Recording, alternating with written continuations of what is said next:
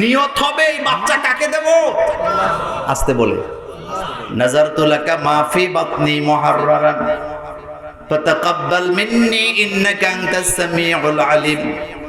আয় আল্লাহ, আমার পেটে যে বাচ্চা দিয়েছো এটা তোমার ঘরের জন্য ফকরে দিলাম, তোমার ঘরে দিয়ে দিলাম, তোমার ঘরের খাদেম বানায় দিলাম, কিন্তু মা তো জানে না ছেলে হবে না মেয়ে হবে। যখন প্রসব করলেন বাচ্চা, বাচ্চার দিকে তাকায় দেখে বাচ্চা ছেলে না মেয়ে। কথা কন না কেন? উনি তো মনে মনে ভাবছিল ছেলে হবে, মসজিদে দিয়ে দিব, মসজিদ ঝাড়ু দিবে, আমি সওয়াব পাবো। কিন্তু হয়েছে কি, আপনাদের এই এলাকায় ছেলের কদর বেশি না মেয়ের কদর বেশি?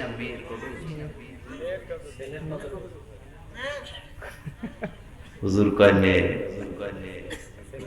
ছেলে হইলে দাদা খুশি, দাদি খুশি, মা খুশি, বাপ খুশি, 14 গোষ্ঠী খুশি।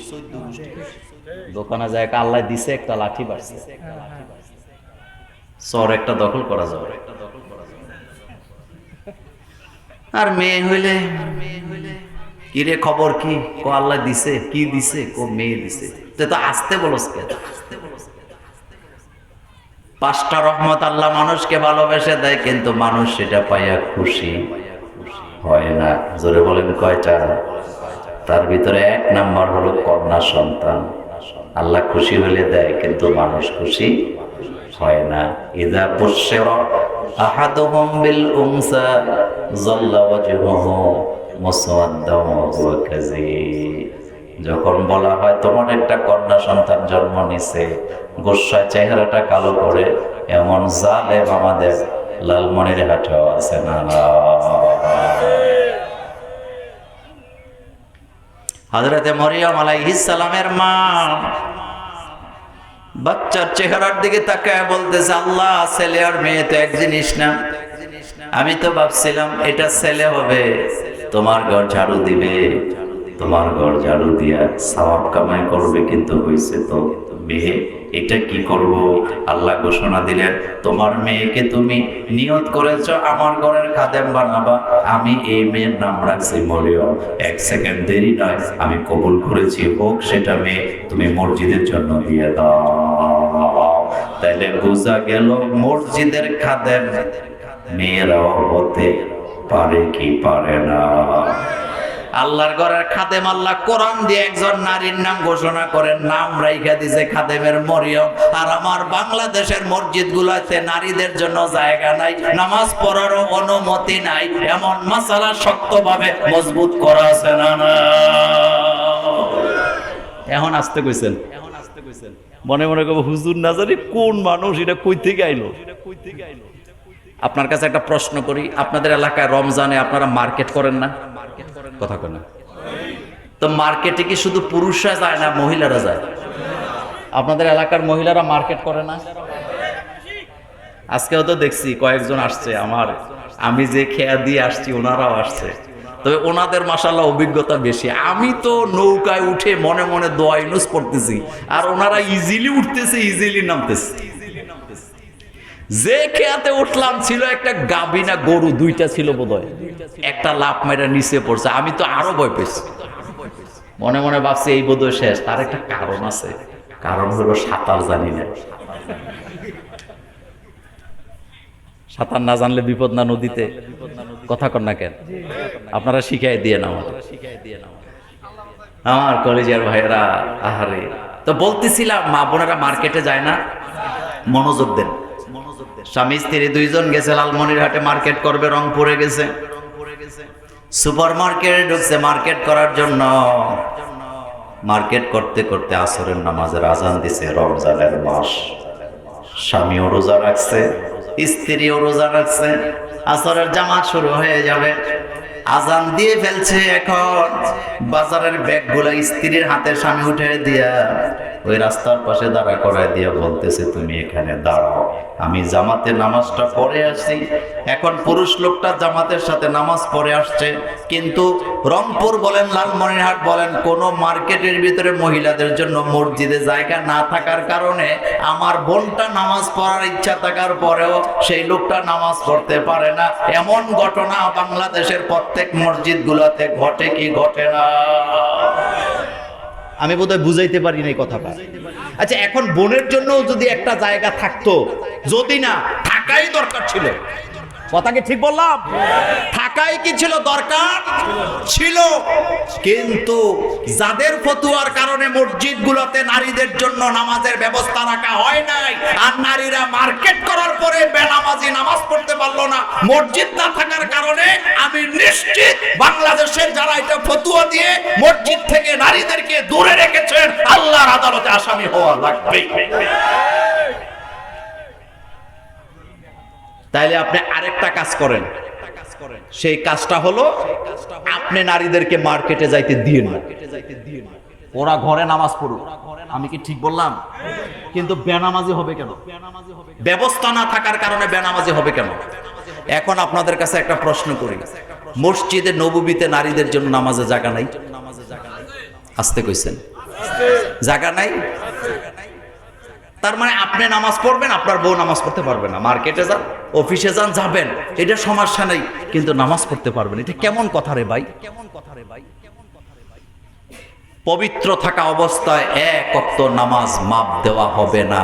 আরেকটা কথা বলে রাখি, আপনাদের এলাকায় জানি না কি চলে, নামাজের কাফারা নামাজ, কিন্তু আমার দেশে বেনামাজির জন্য জানাজার সময় কাফারা ধরে নামাজ থেকে মুক্তি দিতে চায়। এই মুক্তি আল্লাহর কাছ থেকে পাওয়া যাবে না, কারণ কোরআন হাদিসে রোজার কাফারার কথা আসছে, কসমের কাফারার কথা আসছে, কিন্তু নামাজের কোনো কাফারার কথা আসে নাই। নামাজ মাপ নাই, নামাজ কি নাই? আপনারা চরের মানুষ, নদী দিয়ে রাস্তা দিয়ে যাচ্ছেন, নদী পথে বর্ষাকাল, নৌকা ডুবে গেছে, গলা পর্যন্ত পানি, আরেকটা নৌকা উদ্ধার করতে আসতে আসতে নামাজের টাইম চলে যাবে। এই অবস্থায়ও নামাজ, কথা বলেন, গলা সমান পানি, নামাজ কি মাপ? নামাজ পড়া লাগবে কি লাগবে না? কারণ নামাজ নামাজ নামাজ। নামাজের ব্যাপারে আরেকটা কথা বলি, আমার দেশে মাহফিল করে, মাহফিল কমিটিও নামাজ পড়ে না।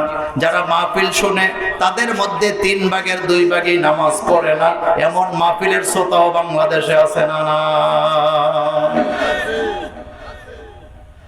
আপনি আমার কথা রাগ করেন, সেটা আপনার ব্যক্তিগত ব্যাপার, কিন্তু আপনি আমাকে আর দেখতে নাও পারেন। আমি একটা কথা আপনাকে বলে যাই, আসরের নামাজ শুরু হয়েছে, কিসের নামাজ? আসরের আগে বাংলাদেশের এক মাহফিল, মনে করেন আপনাদের এই মাহফিলে ওয়াজ 3:30 থেকে নিয়ে আসরের আজান পর্যন্ত আমির হামজা ওয়াজ করতেছে, ভাইরাল বক্তা। কি বক্তা? মাঠে ঘাটে জায়গা নাই, কমিটি ঘোষণা দিছে আসরের নামাজ এখানে জামাতে হবে। আমির হামজার মাহফিল শেষ হওয়ার পরে আমির হামজা যতক্ষণ ওয়াজ করছে মাঠটা ভর্তি ছিল। যখন আসরের আজান দিছে 3 ভাগের 1 ভাগ লোক দাঁড়াইছে নামাজ পড়তে, বাকি 2 ভাগ রাস্তাঘাটে যায় ঘুরে। এমন ঘটনা আপনারা জীবনেও দেখেন না। কমিটি ঘোষণা দিছে, আসরের আজান হলো 3 ভাগের 1 ভাগ নামাজ পড়ে বাকি 2 ভাগ ঘুরে গেড়াইছে। কমিটি বলছে আসরের পরে কিন্তু আরো ভাইরাল বক্তা মামুনুল হক ওয়াজ করবে। কে? আরো গরম বক্তা। 1 সেকেন্ড দেরি নেই, সবাই আবার মাগরিবের পরে আইসা বসবে বা আসরের পরে বসছে। যেই মাত্র মামুনুল হক স্টেজে উঠছে, এতক্ষণ মাঠ খালি, 3 ভাগের 1 ভাগ দাঁড়াইছে নামাজ পড়তে, পুরা মাঠ খালি ছিল। যেই মাত্র মামুনুল হক নাহমাদু কয়া টান দিছে, আবার রাস্তাঘাট থেকে ভিতরে এসে ঢুকছে, ঢুকার পরে পুরা মাঠ ভর্তি। কমিটি বলতেছে আরো চমক আছে, মাগরিবের পরে আজহারির বয়ান আছে, মিজানুর রহমান আজহারি ওয়াজ করবে। আবার সেম কাহিনী, মাগরিবের আজান দিনে রাস্তায় চলে যায়, আবার আজহারি বসলে আবার আসে ওয়াজ শোনার জন্য। এমন ওয়াজ শুনে কিন্তু মানে না, এমন শ্রোতা আছে না? অথচ আল্লাহ কি বলেছিলেন? সামিয়ানা ও আতানা। আল্লাহ কি বলছিলেন? সামিয়ানা ওয়া আতানা, শুধু শুনলে হবে না, মানতেও হবে। শুধু শুনলে হবে না, মানতে হবে। কিন্তু এই রকমের শ্রোতা আপনাদের এই অঞ্চলে দুই একজনও নাই। নামাজ আগে না ওয়াজ আগে? আর আসতে কোন মাগরিবের নামাজও পড়ে নাই, কিন্তু ওয়াজে এসে মুরলি লয়ে বয়ে আছে, সব কামাইতেছে। এমন কপাল পড়া মুসলমান আছে না নাই? অথচ নামাজ ছাড়া যাবে না, নামাজ নামাজ নামাজ। বিশ্বনবী ইন্তেকালের সময় শেষ কথাটা কি বলছিলেন আলেমরা বলেন তো? আসসালাত আসসালাত, নামাজ নামাজ। কেন? কারণ একমাত্র পৃথিবীতে ধর্ম, কথা অনেকগুলা পাবেন না খুঁজে কোথাও, আমি বলে দিচ্ছি, পৃথিবীতে একমাত্র ধর্ম ইসলাম। পৃথিবীতে যত ধর্ম আছে তারা ইবাদত করতে হলে নির্দিষ্ট জায়গায় যাওয়া লাগে, যেখানে সেখানে পারে না। হিন্দুরা তাদের মন্দিরে যাওয়া লাগে, বৌদ্ধরা তাদের মন্দিরে যাওয়া লাগে, খ্রিস্টানরা তাদের গির্জায় যাওয়া লাগে, ইহুদিরা তাদের প্যাগোডায় যাওয়া লাগে ইবাদত করতে হলে। কিন্তু মুহাম্মদ সাল্লাল্লাহু আলাইহি ওয়াসাল্লামের উম্মতের জন্য মসজিদে যেতেই হবে, ময়দানে থাকলেও কথা এমন নাই। মুহাম্মদ সাল্লাল্লাহু আলাইহি ওয়াসাল্লামের উম্মত যেখানে আজান হইলে নামাজ পড়বে, এটা কার কথা? কারণ মুহাম্মদ সাল্লাল্লাহু আলাইহি ওয়াসাল্লামের উম্মতের জন্য আল্লাহ পুরা জমিনটারে মসজিদ বানাই দিয়েছে। এ কথা সত্য না? আপনাদের এলাকায় ইরি ক্ষেত করেন? ইরি ধান, ভুট্টা হয় না? জমিনের মাঝখানে কাজ করেন না? কাজ করতেছেন আপনি জমিনের মাঝখানে, আসরের আজান দিছে, বাড়িতে যে মসজিদে জামাত পাবেন না। আপনার ওযু আছে, জমিনের আইলের উপরে কোমর থেকে গামছাটা নিয়ে, গামছা বিছায়া এখানে নামাজ পড়লো, নামাজ আদায় হবে কি হবে না? কারণ আপনি মুহাম্মদ সাল্লাল্লাহু আলাইহি ওয়াসাল্লামের উম্মত, এটা আপনার জন্য মসজিদ। এই জন্য দেখবেন মুসলমান ছেলেরা যখন খেলে তখন খেলার মাঠেও কি দেয়? কতক্ষণ ভয়ে কয় না, বলেন কি দেয়? এটা দেওয়া যাবে না? অবশ্যই যাবে, অবশ্যই যাবে। মুসলমানের ছেলেরা কখনো নেশা করতে, আর আমরা দেখছি একবার অস্ট্রেলিয়া বিশ্ব চ্যাম্পিয়ন হওয়ার পরে জুতার ভিতরে মদ ঢুকাইয়া খাইছে। পৃথিবীতে নোংরা জাতি সব আমরা মুসলমানদেরকে আল্লাহ পবিত্র থাকতে বলেছেন। সুবহানাল্লাহ। রাসূল করিম সাল্লাল্লাহু আলাইহি ওয়াসাল্লাম চাদর মুড়ি দিয়ে ঘুমায় আছেন। রাসূল ঘুমায়, আল্লাহ কত ভালোবাসে। রাসূলকে আল্লাহ ডাকতেছে, ইয়া আইয়ুহাল মুদ্দাসসির কুম ফাআনযির ওয়া রাব্বাকা ফাকাব্বির ওয়া সিয়াবাকা ফাতাহির ওয়া রুজা ফাহজুর। ওয়া সিয়াবাকা ফাতাহির, ও নবী আপনি আপনার পোশাককে পবিত্র করেন, ওর রুজা ফাহজুর, পৃথিবীর যত অপবিত্রতা আছে আপনি তাকে ত্যাগ করেন। সুবহানাল্লাহ। এই যে 5 তারিখে একটা বিপ্লব হয়েছে না বাংলাদেশে, অনেক বক্তারা বক্তৃতার ধারা বদলায় ফেলাইছে, খতিব তার বক্তব্যের ভাষা চেঞ্জ করে ফেলেছে, মনে করতেছে বিজয় লাভ করছে। আমি বলি কিছুই হয়নি।